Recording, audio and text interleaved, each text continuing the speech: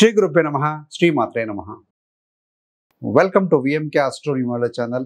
17 October 2025 నుండి 16 November 2025 వరకు, అంటే దాదాపుగా నెల రోజుల పాటుగా ఈ యొక్క రవి గ్రహం గోచారంలో బలహీన రాశి అయినటువంటి డెబిలిటెడ్ ప్లేస్ అయినటువంటి తులారాశిలో స్థితి పొందబోతున్నారు. సో విశేషం ఏంటంటే, ఇక్కడ రవి తులారాశిలో బలహీన పొందితే ఆ రాశ్యాధిపతి శుక్రుడు కూడా నవంబర్ 1వ తారీఖు వరకు కూడా ఆయన కూడా శుక్రుడు కన్యా రాశిలో బలహీనంగా ఉంటారు. అంటే రవి గ్రహం ఉన్నటువంటి రాశ్యాధిపతి కూడా బలహీనంగా ఉంటారు 15 రోజుల పాటుగా. రవి ఏమో 30 రోజుల పాటుగా బలహీనంగా ఉండబోతున్నారు. సో కాబట్టి ఈ యొక్క గోచార ఫలితం ఏ విధంగా ఉంటుంది, అసలు రవి గ్రహానికి ఉన్న కారకత్వం ఏంటి, ఇంపార్టెన్స్ ఏంటి, ఇవన్నీ కూడా సుదీర్ఘంగా చర్చిద్దామండి. అదేవిధంగా ప్రతి రాశి వారికి ఏ విధమైన శుభాశుభ ఫలితాలు ఉంటాయి, రెమెడీ ఏమిటో చక్కగా విశ్లేషిద్దాం. సో చివరిదాకా చూడగలరు. నచ్చితే లైక్ చేయండి, 10 మంది బంధుమిత్రులకు షేర్ చేయగలరు. సో ఇక్కడ 12 రాశులు ఉంటాయి కదా, 12 రాశులలో కూడా సూర్య భగవానుడు మేషరాశిలో పరమ వచ్చాయండి, తులారాశిలో నీచ బలహీన పొందుతారనమాట. సో కాబట్టి 17 అక్టోబర్ నుండి 16 నవంబర్ వరకు ఈ యొక్క స్థితి ఉంటుంది.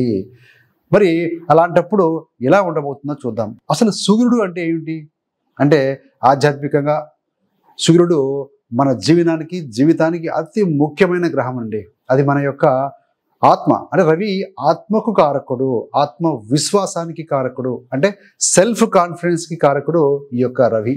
అదేవిధంగా ఆరోగ్యకారకుడు, శరీర దారుఢ్యానికి కారకుడు. రవి అంటే లీడర్షిప్ కూడానండి. ప్రతిష్ట మరియు రెస్పెక్ట్, అథారిటీ, ఫేమ్ రావాలన్నా కూడా రవి బాగుంటే ఇవన్నీ కూడా జరుగుతాయి. మరి సూర్యుడు నీచస్థితిలో ఉన్నప్పుడు ఈ లక్షణాలు కొంచెం బలహీనం అవుతాయి. అంటే మన విశ్వాసం, శారీరక శక్తి లేదా నాయకత్వం కూడా కొంచెం తగ్గినట్టుగా అనిపించవచ్చు. అసలు ఈ యొక్క సూర్యగ్రహం తులారాశిలో బలహీన పడడానికి కారణం ఏంటయ్యా అంటే, రవి అంటే ఎవరు? అడవికి రాజు, ఒక కింగ్ లాంటి గ్రహం అనమాట.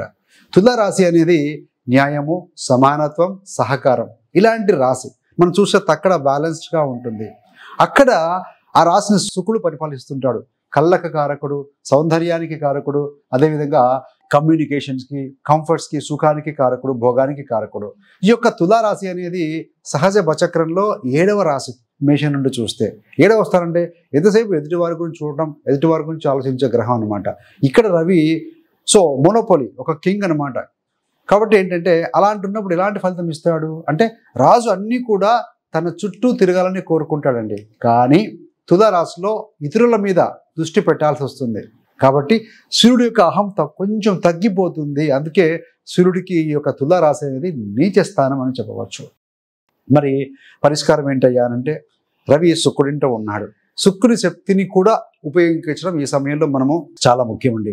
శుక్రుడి లక్షణాలు ఏంటంటే, కళాత్మకత, సహకారం తీసుకోవడం, వినయ విధేయతలు కలిగి ఉండటం చాలా అవసరం అండి. రాజులాగా ఆదేశాలు ఇవ్వడమే కాదండి, మనం చర్చించి సహకరించుకోవాలి. క్రియేటివ్గా, సృజనాత్మకంగా వ్యవహరించడం ద్వారా ఈ గోచారాన్ని శక్తివంతంగా మార్చుకోవచ్చు. సో కాబట్టి ఇన్ని రకాలుగా మనం ఏ విధంగా ఉంటుందో చూద్దామండి.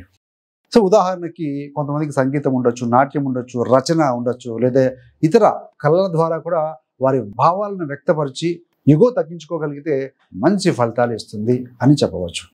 మరి ఈ యొక్క గోచారం మీ రాశుల మీద, మీ మీద ఏ విధంగా ప్రభావం చూపబోతుందో చూద్దామండి. సహజంగా గోచారాన్ని 2 కోణాల్లో చూడాలి. ఒకటి లగ్నం నుండి, రెండవది రాశి నుండి. లగ్నం అంటే సూర్యోదయ సమయానికి తూర్పుకు అభిముఖంగా ఉన్న రాశే లగ్న రాశి అంటారు.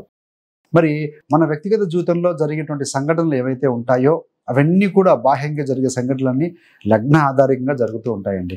మరి చంద్రరాశి అన్నప్పుడు ఏంటంటే, అంతర్గంగా అనుభూతులు, మానసికం కారకుడు చంద్రుడు. భావోద్వేగ స్థితి అనేది చంద్రరాశి నుండి చూడాలి. ఈ రెండింటినీ కలిపి చూడడం ద్వారా ఈ యొక్క ఫలితాన్ని మీరు ఏ విధంగా ప్రభావితం చేయబోతున్నారో ఈ యొక్క రవిగ్రహం తెలుసుకోవచ్చు అండి. మరి ఇందాక చెప్పుకున్నాం, డబల్ నీచ స్థితి, రవి బలహీనం, శుక్రుడు బలహీనం. ఈ కాలంలో శుక్రుడు తులారాశిలో ప్రవేశించి నీచ స్థితిలో ఉంటాడు. అసలు నీచ స్థితి అంటే, గ్రహానికి తన సహజ శక్తిని చూపే తత్వము తగ్గిపోవడం, పనులు పూర్తి కావటంలో ఆ గ్రహం కాస్త బలహీనంగా మారుతుంది. చెడ్డదని అర్థం కాదండి, కానీ దాని శక్తి పూర్తిగా ప్రదర్శించలేని యొక్క స్థితి అనేది ఆ సమయంలో ఉంటుంది. మరి తులారాశికి అధిపతి శుక్రుడు కూడా ఆ సమయంలో నవంబర్ 1వ తారీఖు వరకు కూడా నీచ రాశి అయినటువంటి కన్య రాశిలో ఉండటం వల్ల రెండు నీచ స్థితులు కలిపి డబుల్ టెన్షన్ క్రియేట్ చేస్తున్నాయి, ఇవ్వబోతున్నాయి. మరి సో ముఖ్యంగా ఏంటంటే ఈ సమయంలో ఎవరు సూర్య మహాదశ లేదంటే అంతర్దశ కానీ శుక్రదశ కానీ శుక్ర అంతర్దశ కానీ జరుగుతూ ఉంటుందో వారికి బలంగా ఈ యొక్క ప్రభావం అనేది బలంగా ఉంటుందండి. సో కొంత పాజిటివ్ విషయం ఏంటంటే సూర్యుడి నీచ స్థితి ఉన్నా కూడా అది చూసే సప్తమ దృష్టితో చూసే దృష్టి ఉచ్చ స్థితితో మేషరాశిని చూస్తూ ఉంటారు కాబట్టి ఒక మంచి స్థానం మీద దృష్టి పెడుతూ ఉంటారు కాబట్టి ఆ ప్రాంతానికి సంబంధించి మీ రాశి లేదా మీ లగ్నానికి మంచి ఫలితాలు వస్తాయి అని చెప్పవచ్చు. మరి మొదటిగా మేష లగ్నం లేదా మేషరాశి. సో కాబట్టి ఏంటంటే మేషరాశి మీద మేషలగ్నం వారికి 7వ స్థానంలో రవి గ్రహము నీచ పొందుతాడు. 7వ స్థానం అంటే ఏంటంటే సంబంధ బాంధవ్యాలు, ఒప్పందాలు, అగ్రిమెంట్స్, వ్యాపార భాగస్వామ్యం, న్యాయ సంబంధమైన పదులు ఎక్కువగా ప్రభావితమవుతాయని చెప్పాలండి. కాబట్టి ఏంటంటే అదేవిధంగా రవి గవర్నమెంట్ సంబంధం కాబట్టి ప్రభుత్వ సహాయం కూడా తక్కువగా ఉంటుంది. ఈ సమయంలో ఉద్యోగాలకు సంబంధించి ఒప్పందాలు కానీ ఇలాంటివి కొంచెం తక్కువగా అవుతూ ఉంటాయి. అదేవిధంగా ఈ సమయంలో ప్రభుత్వ సహాయం తక్కువగా ఉంటుంది. జాగ్రత్తలు ఏంటంటే ఉద్యోగ ఆఫర్లు కానీ ఒప్పందాలపై కొంచెం ఒడిదుడుకులు ఉంటుంది. కాబట్టి మంచి జరిగేది ఏంటంటే శుభస్థానం మీద దృష్టి పెడుతూ ఉన్నారు కాబట్టి మీలోని మానసిక పరిపక్వత పెరుగుతుందండి. ఈ స్ట్రగుల్స్ వల్ల ఏంటంటే మీరు స్ట్రాంగ్ అవుతారు. మానసికంగా అయితేనేమి శారీరకంగా అయితేనేమి మీరు గట్టిపడతారండి. కానీ కొంత సెల్ఫ్ కాన్ఫిడెన్స్ అనేది తగ్గినట్టు అనిపించినా కూడాను ఈ నెగిటివ్లో పాజిటివ్ జరుగుతుంది. ఉదాహరణకి ఒక వ్యక్తి ప్రభుత్వ ఉద్యోగానికి అప్లై చేశాడు అనుకుందాం. అతనికి అధికారుల నుంచి తగినంత మద్దతు లభించలేదు, కానీ ఇంట్లో జీవిత భాగస్వామితో చిన్న చిన్న గొడవలు కూడా వచ్చాయి. కానీ అదే సమయంలో ఆయన వ్యక్తిత్వము, ఆయన నైతికత అనేది పెరిగింది. తన అభిప్రాయాన్ని నిబద్ధతతో చెప్పగలిగాడు. సో ఆ విధంగా మనం అన్వయించుకోవాలి. సో ఇది మేషరాశి. మొత్తంగా చూస్తే 7వ స్థానంలో రవి బలహీనం పొందడం వల్ల ఎదుటి వారితో, జీవిత భాగస్వామితోటి, వ్యాపార భాగస్వామితోటి ఇలాంటి వారితోటి వ్యవహరించేటప్పుడు కొంత జాగ్రత్తగా ఉండాలి. ఉద్యోగంలో కూడా ఆఫర్లు వస్తాయి. సో వాటిని జాగ్రత్తగా డీల్ చేసుకోవాలి. పాజిటివ్ ఏంటంటే 7వ స్థానంలో బలహీనం ఉన్నా కూడా ఆయన కూడా సప్తమ దృష్టి ఉంటుంది కాబట్టి మీ యొక్క జన్మరాశి మీద దృష్టి పెట్టడం వల్ల మీలో మానసిక పరిపక్వత అయితేంది, నైతికత అయితేనేది ఇలాంటివి పెరగడం వల్ల స్ట్రాంగ్గా ఉంటారండి. మరి వృషభ లగ్నం లేదా వృషభ రాశి మరియు వృషభ లగ్నం వారికి 6వ స్థానంలో ఈ యొక్క రవి బలహీన పొందుతున్నారు. 6వ స్థానం అంటే శత్రు, రుణ, రోగబాధ, డైలీ చేసే సర్వీస్, అధికారి యొక్క మద్దతు ఇవన్నీ కూడా ఎక్కువగా ప్రభావితం అవుతూ ఉంటాయండి. 6వ స్థానం అంటే రుణాలు, స్థిరాస్తి, వాహనాల కొనుగోలు, అమ్మకాలు ఇవన్నీ కూడా జాగ్రత్తగా డీల్ చేసుకోవాలి. ఆరోగ్యపరంగా చూసుకుంటే హెల్త్, హృదయము, ఊపిరితిత్తులు, రక్త సంబంధమైన సమస్యలతో కొంత మీరు కేర్ తీసుకోవాల్సిన అవసరం కనపడుతుంది. మరి ఏదైనా మంచి జరుగుతుందా అంటే సో 6వ స్థానంలో ఉన్నారు కాబట్టి 12వ స్థానం మీద దృష్టి పెడుతూ ఉంటారు. 12 అంటే ఏంటి? విదేశీ సంబంధాలు, కాంట్రాక్ట్లు, విదేశీ మార్పిడికి అవకాశం కలుగుతుంది. సో ఫర్ ఎగ్జాంపుల్ ఒక వ్యక్తికి బ్యాంకు లోన్ శాంక్షన్ కోసం ఏదన్నా ఆయన ప్రయత్నాలు సాగించారు, కానీ అక్కడ ఏమవుతుంది అంటే అప్రూవల్స్ కొంత లేట్ అవుతాయి.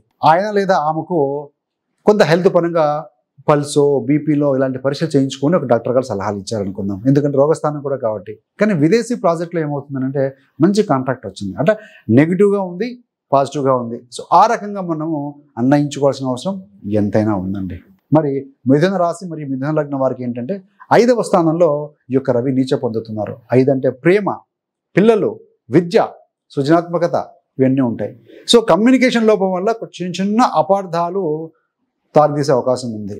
మీరు కనుక ప్రభుత్వ పరీక్షలకు చదువుతూ ఉంటే విద్యార్థులు బాగా కష్టపడి చదవాల్సిన అవసరం ఎంతైనా కనపడుతూ ఉంది.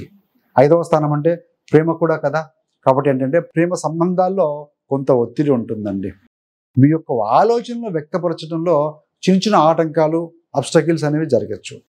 మరి ఏమైనా పాజిటివ్ ఉందా అని అంటే సో మీకు 11వ స్థానం మీద దృష్టి పెడుతూ ఉంటారు, ఉచ్చ స్థానం మీద. కాబట్టి ఆర్థికంగా లాభాలు రావటం, 11 నెట్వర్క్ కాబట్టి సామాజికంగా మీకు ఏదైనా గుర్తింపు రావటం కూడా జరుగుతుంది.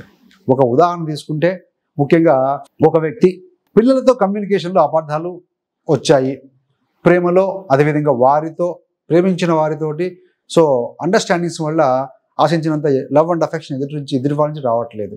కానీ మీ యొక్క స్కూల్లో ఇమేజు, రెప్యుటేషన్ పెరిగిందని భావించు. అదేవిధంగా గవర్నమెంట్ ఎగ్జామ్స్కి ఎక్కువగా చదవాల్సి వస్తుంది ఆవిడ లేదా వారికి. సో ఈ రకంగా మనం అన్వయించుకోవాల్సిన అవసరం అయితే ఎంతైనా ఉంది. ఈ యొక్క రవి గోచారంలో బలహీనం ఉన్నారు కనుక రెమెడీస్ ఏం చేసుకుంటే బాగుంటుందయ్యా అన్నప్పుడు రవి గ్రహ అనుకూలత లేదా బలం కోసం ప్రతిరోజు ఆదిత్య హృదయం లేదా సూర్యాష్టకం పఠించటం, రెండవది సూర్యుడికి అర్ఘ్యం ఇవ్వటము, మూడవది ఏంటంటే గ్రహాల యొక్క నెగిటివ్ శక్తిని తగ్గించడం కోసం విష్ణు సహస్రనామావళి పఠనం కూడా మంచి ఫలితాన్ని ఇస్తుందండి. అదేవిధంగా రవి తండ్రి కారకుడు. మీరు ఏదైనా ఒక ఇంటర్వ్యూ వెళ్తున్నారు, ఒక పని నిమిత్తం వెళ్తున్నారు, take the blessings of your father. So తండ్రి సమానుల యొక్క బ్లెస్సింగ్స్ తీసుకోవడం ఇట్లాంటివి కనుక మీరు చేయగలిగితే కనుక డెఫినెట్గా మీకు పాజిటివ్ రిజల్ట్స్ వస్తాయని చెప్పవచ్చు అండి. So thanks for watching. ఇలాంటి మరిన్ని మంచి మంచి వీడియోల కోసం VMK astro numerology channel subscribe చేసుకోగలరు. పక్కన ఉన్న బెల్ సింబల్ మీద క్లిక్ చేస్తే నేను ప్రతి వీడియో కూడా నోటిఫికేషన్ ద్వారా మీ దాకా అందుతుంది. అదేవిధంగా మీరు కనుక మీ రాశుల గురించే కాకుండా జ్యోతిష్యం నేర్చుకోవాలనే ఉత్సాహం ఉన్న వారి కోసం మనము విఎంకే ఆస్ట్రో న్యూమరాలజీ యాప్ ద్వారా కూడా కోర్స్ క్రియేట్ చేసి 30 రోజుల క్లాసెస్ మీకు రికార్డ్ చేసి ఉంచామండి. సో వీడియో రూపంలో ఉంటాయి. కంటెంట్ చాలా అద్భుతంగా ఉంటుంది. ఎవ్రీ వీక్లో ప్రతి వారం కూడాను సండే రోజున డౌట్స్ క్లాస్ సెషన్స్ ఉంటాయి. ఆ సమయంలో మీరు అన్ని కూడా డౌట్స్ క్లియర్ చేసుకోవచ్చు. ఎంప్లాయీస్కి అయితేనేమి, క్లాసెస్కి వెళ్ళలేని వారికి, ఆన్లైన్లో ప్రతిరోజు కూర్చోలేని వారికి వీడియో రూపంలో ఉంటాయి కనుక మీకు వీలైన సమయంలో నోట్ చేసుకోవడానికి, వినడానికి, ప్రాక్టీస్ చేయడానికి సో ఇది మంచి అవకాశం అండి. So thanks for watching. సర్వేజన సుఖినో భవంతు. స్వస్తి.